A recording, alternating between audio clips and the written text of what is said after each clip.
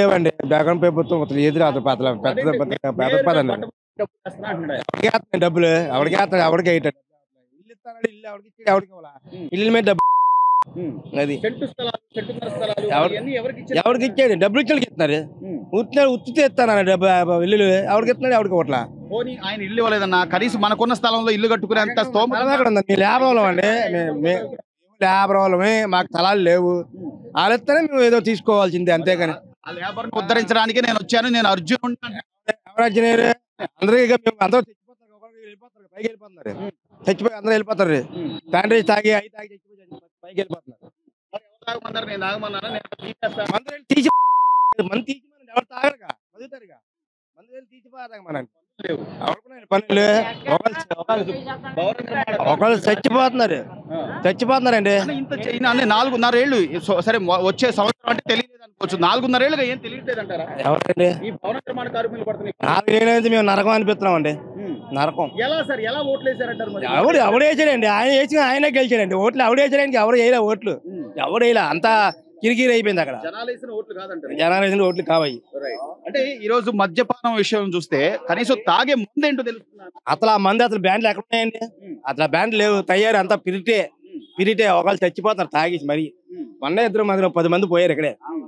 ఇంత మందికి అనారోగ్యం ఉన్నా, ఇబ్బందులు ఉన్నా ఇంకా నన్ను గెలిపించండి అంటున్నాడు ఆయన. గెలిపిస్తే ఇంకంతే. రక్తం కడుపులో రక్తం తీసి తాగేయాలి. ఇంకా ఆయన గెలిస్తే దూరం చేసి మేస్త్రి అంటున్నారు. అసలు ఈ 4.5 సంవత్సరాలు అంటే మీ దగ్గర 4-5 పనిచేసే పరిస్థితి.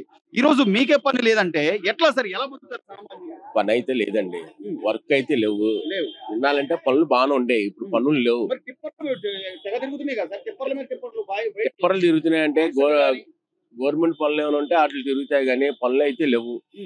మార్కెట్లో ఈ రోజు కరెంటు బిల్లు పెరిగింది, బస్ ఛార్జీలు పెరిగాయి, అన్ని పెరుగుతున్నాయి. మరి ఈ రోజున సామాన్యుడు చేతి నిండా పని 500 సంపాదించుకొని ఇంటికి తీసుకెళ్దాం, లేదా వచ్చిన 1000 రూపాయల్లో 600-700 ఇంట్లో ఇద్దాం అనుకునే పరిస్థితులు ఉంటాయి.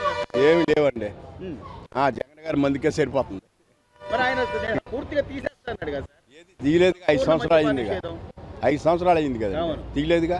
అసలు మందు తీసేసిన తర్వాత ఓటు అడగడానికి వస్తున్నాడు. మరి తీలా. మరి ఇప్పుడు నేను అర్జునుడిని, నేను వీళ్ళంతా నా కౌరవులు, నేను వాళ్ళతో యుద్ధం చేస్తున్నాను, మీరంతా నా పక్షానే ఉండాలి అంటున్నాడు. చేస్తానంటున్నాడు, చేయనియండి. చేస్తానంటున్నాడు. ఇప్పుడు అంటే నేను ఏమంటున్నాను బాబాయ్, 4.5 ఏళ్ళు ఉన్నాయి, ఒక్క ఛాన్స్ అన్న జగన్మోహన్ రెడ్డి గారు. ఏం లేదు, తినడానికి తిండే లేదు. ఏమండి, అన్నా క్యాంటీన్ చాలా రంగు. 5 రూపాయలు భోజనం పెట్టాడు, అది లేపించాడు. తినేవాళ్ళు బాగా శుభ్రంగా. ఒక 5 రూపాయలు ఉన్నా సరే కడుపు నిండా తినేవాళ్ళు పాపం. ఇప్పుడు వాళ్ళు అన్నా క్యాంటీన్ కూడా తీసేసాడు.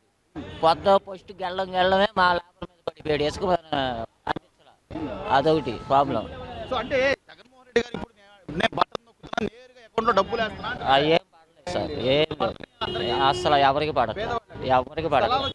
ఎవరికి రాలా.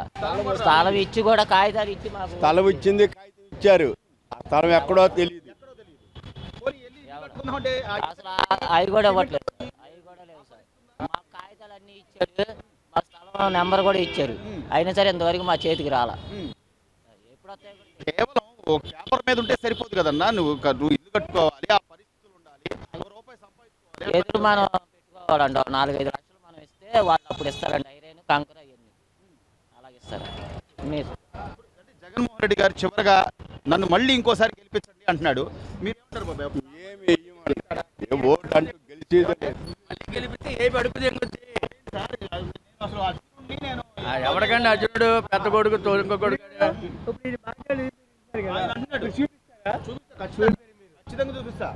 మేము ఎన్నోసార్లు చెప్పాం, మీరు చూపారండి. ఎందుకంటే నెంబర్ కాదు, అక్కడ వచ్చి TV9 వచ్చి మా ఫోన్ నెంబర్ అన్ని తీసుకున్నారు. ఏమి కూడా చూపారు. ఎందుకంటే మంచి చూపిస్తే చూపారు. కనీసం ఎల్లంపల్లి గెలిచాడు. ఒక్కసారి వచ్చాడా సందులోకి, ఈదులోకి వచ్చా పలకరించాడా? ఆ ఓటుకి మాత్రం వస్తాడు, ఇది అది అడుగు తెగుతాడు. నమ్మే కాదు, ఒక్కసారి అంటే ఎవరైనా వేస్తారుగా. మీరు ఉన్నారు, ఒక్కసారి అంటే లేవు, మాకు రాలేదు ఓట్లు. మీరు నమ్ముతారా? లేవు. 85 సంవత్సరాలు మా మమ్మీకి ఓటు తీశారు.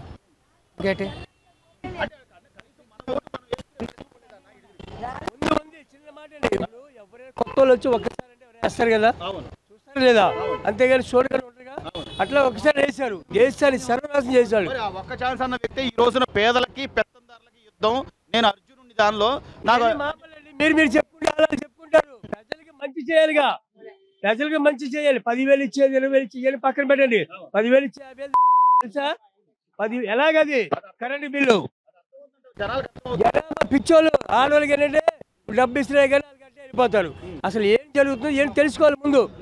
అంతేగాని ఒక పండగ వస్తే కనీసం పిండి వంట వండుకోలేకపోతున్నాం, పిల్లలకు కొత్త బట్టలు కొనుక్కోలేకపోతున్నాం, ఏం ఆలోచించారంట? పనులు లేవు, వ్యాపారాలు లేవు, ఏమీ లేవండి. అసలు అర్థమైందా? అది ఇచ్చే 10,000 తినడం బతకడం అంతే. డబ్బులు కదా కావాల్సింది. రోడ్లు కానీ ప్రజలు కానీ మంచిగా ఇది చూడాలి. డబ్బులు ఎవరికి కావాలి? 10,000 ఇస్తున్నాడు కరెంటు బిల్లు, మంచి 200 ఏంటి, చింతపండు 200 ఏంటి, తర్వాత కారం, ఇవన్నీ ఎంత రేట్లు. ఒక్క కుటుంబానికి 50,000 రూపాయలు పోతుంది. ఒక్క కుటుంబానికి ఇచ్చేది 10,000. ఇదంతా జనాభా తెలుసుకోవాలి. ఇంత క్లారిటీగా బాగా చెప్పగలుగుతున్నావు అన్న నువ్వు. మరి ఓటు ఆలోచించి చేసేవంటావా? ఇప్పుడు ఏం చెప్పాను నేను? ఒక్కసారి అంటే ఎవరైనా వేస్తారు లేదా, అది నమ్మి వేసాము. ఇంకోసారి మనిషిగా పుట్టేవాడు ఎవరు ఓటాడు, మనిషిగా పుట్టేవాడు ఓటాడు. చంద్రబాబు నాయుడు చేసిన పిచ్చి ఏంటంటే ఆయన మంచి పనులు బ్రిడ్జిలు కానీ మొత్తం ఆయన కట్టాడు. మాకు ఏ పార్టీ సంబంధం లేదు, మంచి కావాలి. ఏంటి చంద్రబాబు నాయుడు బ్రిడ్జిలు గిజ్జిలు అన్ని ఆయన కడితే వీళ్ళు వచ్చి ఓపెన్ చేశారు. ఆయన చేసిన తప్ప ఏమీ లేదు. అది గతంలో టీడీపీ హయాంలో కనీసం పండగ కానుకలను లేదా ఏదో ఉండే సంక్రాంతికి రంజాన్కిను మన క్రిస్మస్కి ఇచ్చేవాళ్ళు, అవి ఇచ్చారు.